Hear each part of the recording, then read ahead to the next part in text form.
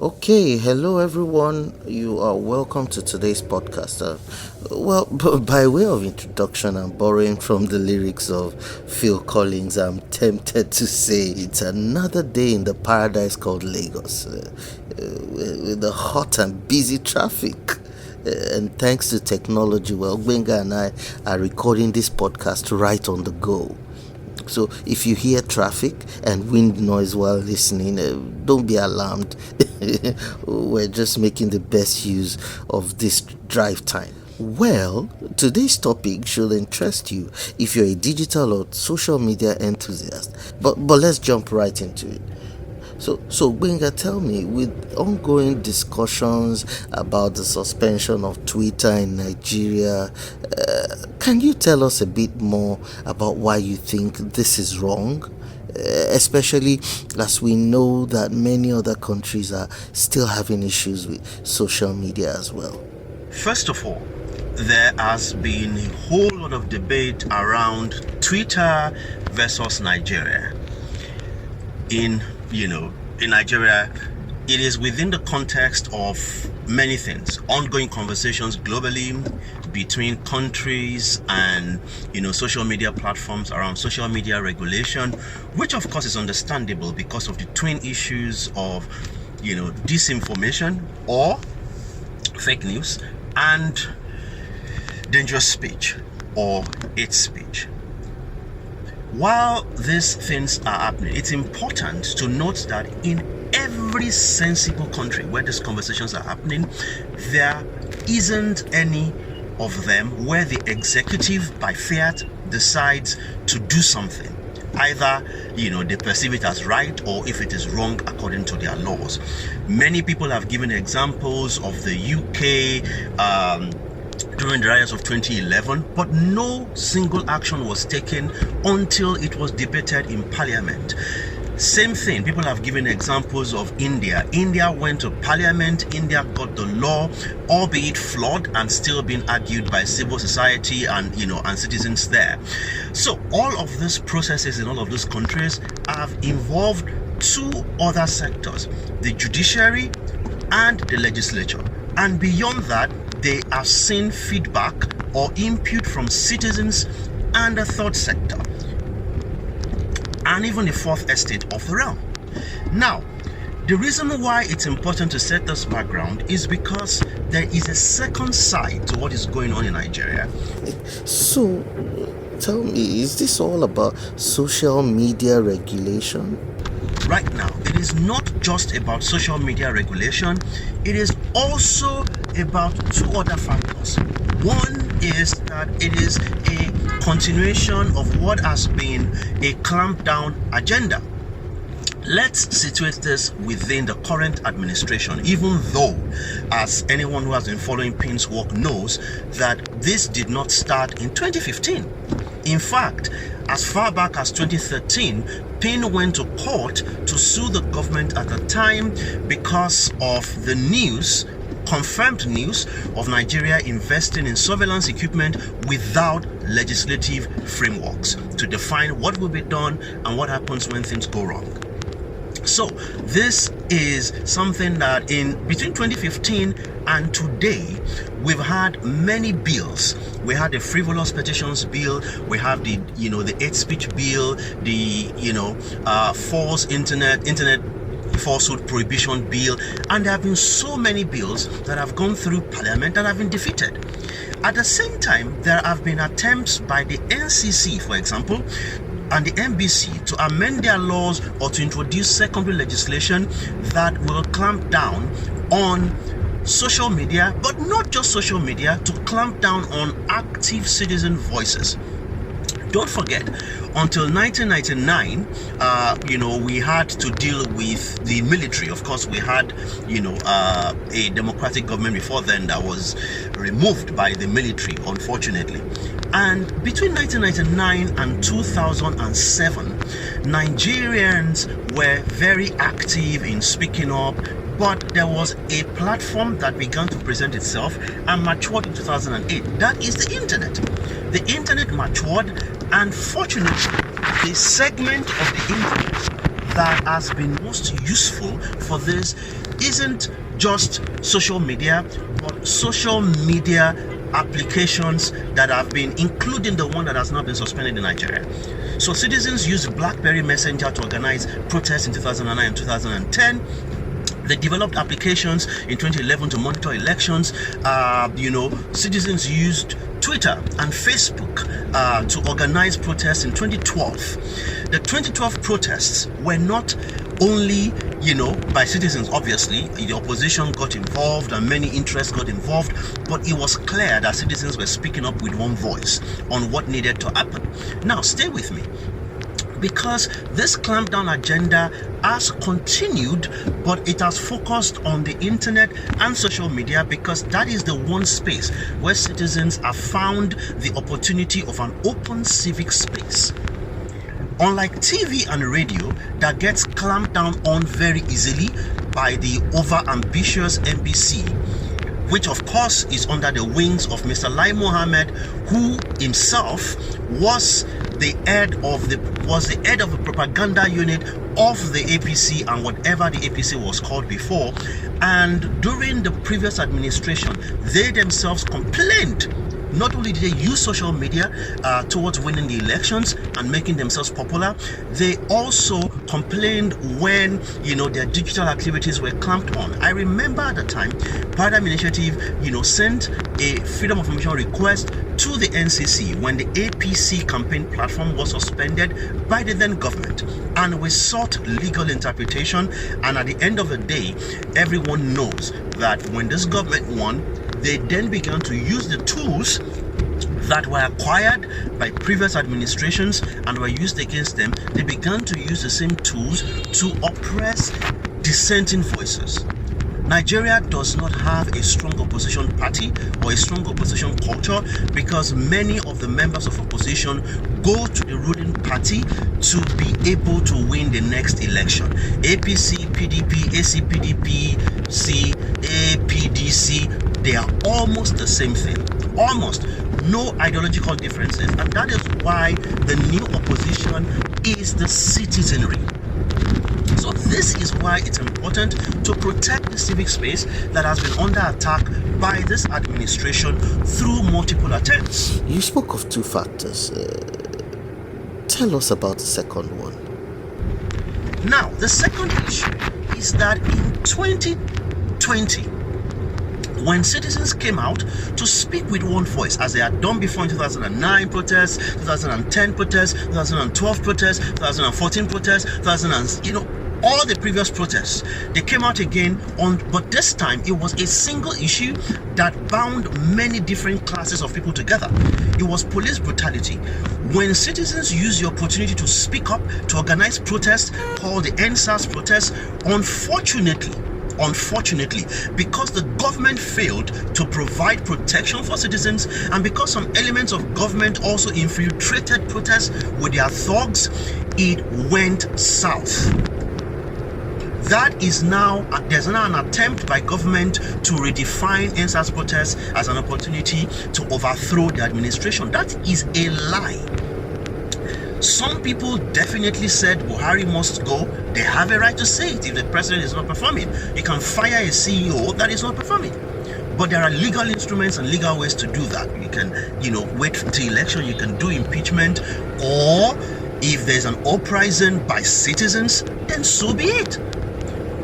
But majority of the protesters were just young people who were tired of being killed by organs of the state, by the police, by the special anti-robbery squad.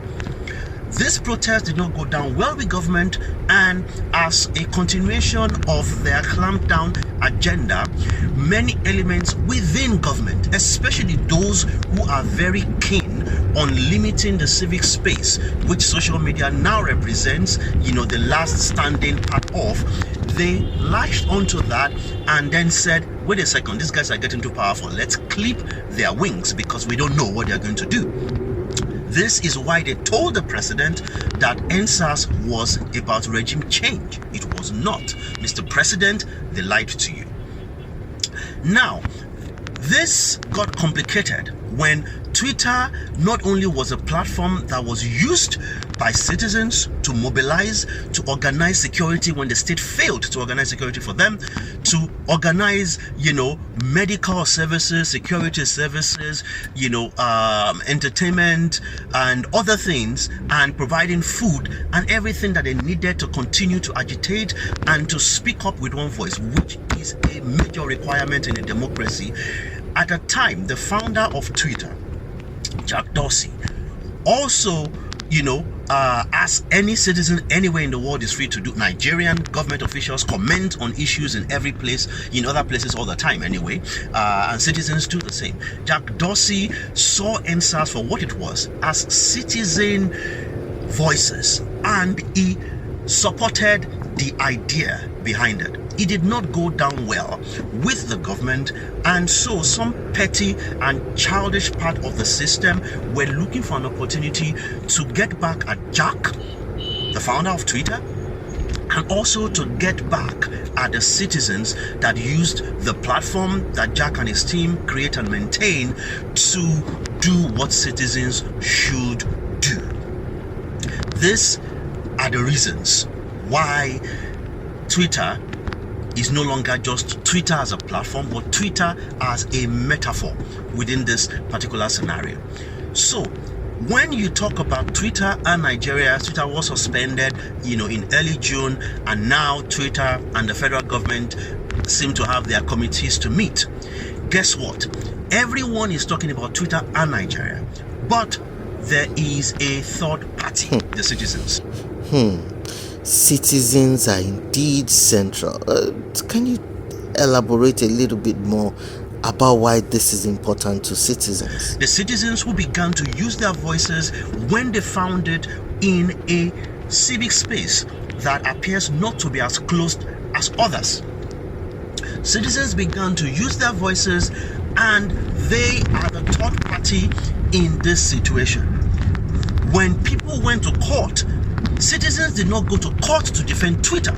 Citizens went to court to defend their human rights.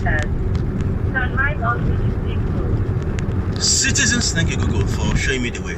We need to show. I heard you, Google. Thank you very much. Citizens went to court not to defend Twitter against Nigeria. Citizens went to court to defend their right to speak. Their fundamental right to speak. That's number one.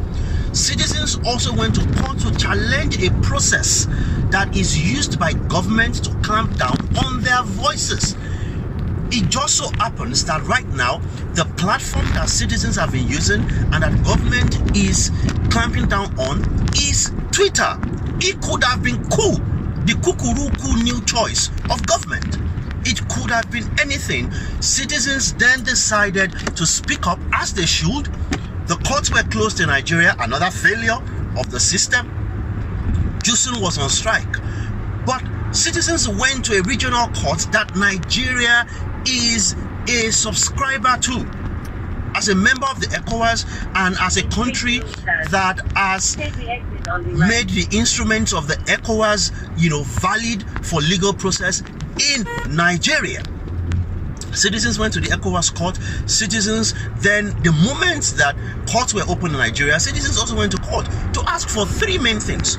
Number one, it is illegal and it is wrong for government to cut off the right of citizens to speak up using any platform of their choice. The argument of government is that this platform has been used for bad things. But guess what? There are standard procedures of clipping the wings of terrorists and others. Maybe you should do your job to do that instead of going as a bully against the citizens who are speaking up and are saying the right things about improvement of governance.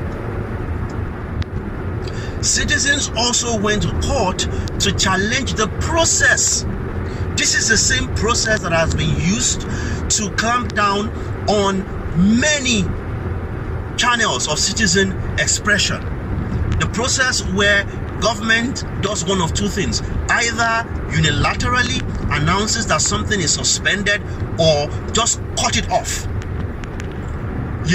by sending a memo to telecom companies or ISPs to remove the access to those services from the grasp of Nigerians. Now, that is wrong because you need judicial support. You need a warrant to tell telecom companies to switch off services. Unfortunately, telecom companies, who by the way will hear it from citizens through class action lawsuits, have also been scared. They are also in this particular scenario, they're also victims of a system that is partly undemocratic, that will remove their licenses for just, running their business, because it is perceived that running that business does not help the, in quotes, national security of Nigeria, which by the way is honestly not what the real issue is. It is not national security, it is regime protection, making sure that they don't look bad. And if you don't want to look bad, by the way, Mr. Buhari, Mr. Osinbajo, do your job. Instead of going after voices that are saying you should do better at security, do better at security. The second thing that government also does is to then retroactively, through secondary legislation, attempt to clamp down on the institutions that support citizen voices. The NBC announcing that now it must register over-the-top services through a licensing regime that does not exist is comedic. It is comedic to see that after the advert was put in newspapers, Mr. Lai Mohammed, who is the minister and not the DG of the agency, which is another issue in terms of the lack of independence of institutions, Mr. Lai Mohammed went to the National Assembly to defend a bill, take the exit on the right, to defend a proposed law that is supposed to empower them to do what they already announced. Who announces licenses before the law to back it comes? These are the two illegal ways that government has been attempting to mute citizen voices. Thankfully, they haven't succeeded, and thankfully they will not succeed. Nigerians fought the military. Nigerians have fought people who have been more dictatorial. Nigerians will win again. Nigerians are the third factor in this conversation. So when Nigerians defend their right to tweet, their right to tweet is a metaphor. It is their right to speak. This is where the third sector comes in. Yes, you talk about the third party and the third sector. Now that we know that the third party is the citizen, tell us about the role that you think is being played by the third sector.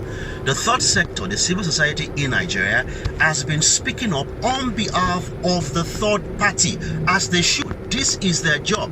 This is the constitutional role of civil society organizations. This is what they were registered to do by under Nigerian law, to defend the oppressed, to lift up the weak, to ensure that those who otherwise won't have a voice get the voice to speak up. And this is why it's important that as the third sector continues to work hard to defend citizens, they do not come under any form of attack from the government. When Mr. Malami first said that citizens will be punished for tweeting or for speaking up or for doing what is a fundamental right to do, it was funny. Of course, we knew that was, maybe a senior advocate of Nigeria that should ideally be stripped of his seniority, because, he was more of a comedian than a chief law officer. But he then turned around and said, okay, ignore what I said. Of course, we always ignored you anyway. But he said, ignore what I said. And now the people who will punish are those who help Twitter stay online in Nigeria. Those maybe who help citizens, circumvent the illegal ban or illegal suspension of Twitter for them to continue tweeting. When you say that, what you're doing is you're going after institutions within the top sector that are helping the third party stay connected to the service of their choice. The third party has a right to work with the third sector to do everything they can to ask government to do the right thing. And the three requests are very clear. Number one, restore our right to free speech using any platform of our choice. The platform can be Twitter, the platform can be even the coup that, government has now run to. Or the platform could even be that deleted platform of that, comedian guy who said he was going to chase Twitter out of Nigeria. Our right to speak using any platform of our choice must continue. If we speak and do the wrong thing, there are enough laws to bring us to book. There are enough laws to check our excesses. The cybercrime law in Nigeria is already even too powerful, which of course is why Paradigm Initiative and other partners are challenging it in court. That is the first request by the third party and the third sector. Restore fundamental human rights. The second is that after you restore it, make sure that you do not do illegal things and use backdoor legislation, secondary legislation that is, to clamp down on citizen voices, because you can't do that. What legal provision did you use to ask ISPs and telcos to shut down? You have to answer that question. The case is in court. Go and respond and stop saying citizens and third party and third sector are defending a platform or a business. You say you want companies to be licensed. Under what law? A law you are still discussing and trying to get passed?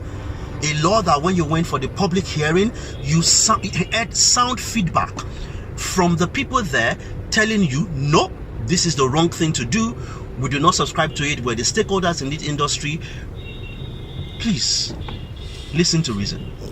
Thank you, Gbenga, and this has been quite a chat. In conclusion, what do you think the Nigerian government and others should do to end this action you have described as illegal? 1. Restore the fundamental rights of citizens to speak and to express themselves online using the platform of their choice. Do not close the civic space more than you have done already. Secondly, don't use laws that don't exist or illegal means to achieve what you call defense of our national security. It is our national security, right? Not just your own regime security. Then do it right so that it is sustainable. The third important thing that citizens are defending is also the right to democratic participation in a country where the civic space is not closed, especially in a country like other countries that needs to work together, to have trust and work together to end the problems that we all admit are online. We know that dangerous speech, we know that disinformation are problems. By the way, government is the biggest perpetrator of disinformation and of dangerous speech in Nigeria. In fact, the reason why the president's tweet was deleted was because he was accused of dangerous speech. This is not the first time in Nigeria that a government official or a sitting senior administrative official will be accused of dangerous speech, either while in office or while campaigning for office. So you're even the biggest culprit. So we're happy to work with you to solve these two problems. But these problems cannot be solved illegally. No. The third party is not an uninterested party. The third party is the group of citizens, all citizens, that have a fundamental right to an online environment that is not just safe, but that is rid of dangerous speech and false information by criminals and by government, and maybe at times by some fellow citizens. So, the third party and the third sector will continue to work together using the opportunity of this misstep by government to suspend a platform of their choice for expression to right the wrongs and make sure that Nigeria becomes a country that we are proud of. If we don't have the Nigeria that we're all proud of, politicians lose, citizens lose. The judiciary and the executive lose. The legislature lose. This is why all arms of government, the executive, the judiciary, and the legislature must work with the third sector and the third party in this ongoing case to resolve the issues and provide long-lasting solutions to the problems that we've all identified, and to make sure we don't create a problem while trying to solve another problem. And right on time, Gbenga, we have just arrived at our destination. I'm afraid this is all that we have time for, but it's been quite informative. What we have just been participating in, it's been quite informative, this little podcast session that we've just had. We want to use this opportunity to invite you to get updated on digital rights in Africa by reading the London Report at www.londa.africa. Also, like you to go to www.ayeta.africa. That's AYETA.Africa to learn how to stay safe online. And if your digital rights get violated at any point in time, you can also use www.reportiafrica. That's RIPOTI reporti.africa to submit a report. Thank you very much. It's been a pleasure being with you, and we hope you join us some other time. Thank you.